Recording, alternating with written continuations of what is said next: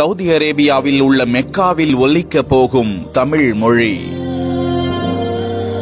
Mecca செல்லும் தமிழ் மொழி பேசுபவர்களுக்கு அரஃபா உரை இனி தமிழில் வாசிக்கப்படும் என்று வெளியான அறிவிப்பு குறித்து இந்த தொகுப்பில் பார்க்கலாம். எங்கும் தமிழ், எதிலும் தமிழ் என்ற வரிசையில் மெக்காவிலும் தடம் பதித்த தங்க மொழியாம் தமிழ். இது குறித்து மெக்கா தலைமை வெளியிட்டுள்ள அறிவிப்பில், மதீனா மெக்காவின் வளர்ச்சிக்கும் சேவைக்கும் சவுதி அரசு அனைத்து ஆதரவையும் வழங்கி வருகிறது.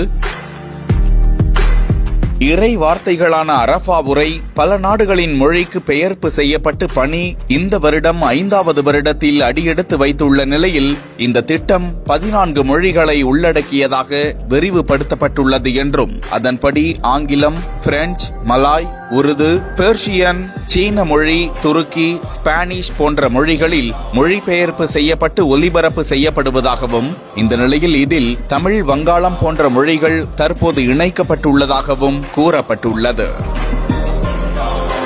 மேலும் அரஃபா உரை மொழிபெயர்ப்பு என்பது உலகிற்கு பரந்த ஒரு திட்டமாகும். குறிப்பாக புனித தலங்களுக்கு வருபவர்கள், அரபு அல்லாத மொழி பேசுபவர்கள் தங்கள் தாய்மொழியில் கேட்க இந்த திட்டம் உதவுகிறது என்றும், யாத்ரீகர்கள் மற்றும் பார்வையாளர்களுக்கு சேவை செய்ய நவீன தொழில்நுட்பத்தை பயன்படுத்தி இஸ்லாத்தின் நிதானம் மற்றும் சகிப்புத்தன்மை பற்றிய செய்தியை உலகுக்கு தெரிவிக்க மெக்காவின் தலைவர் அப்துல் ரஹ்மான் அல் சுதைஸ் கூறியுள்ளார்.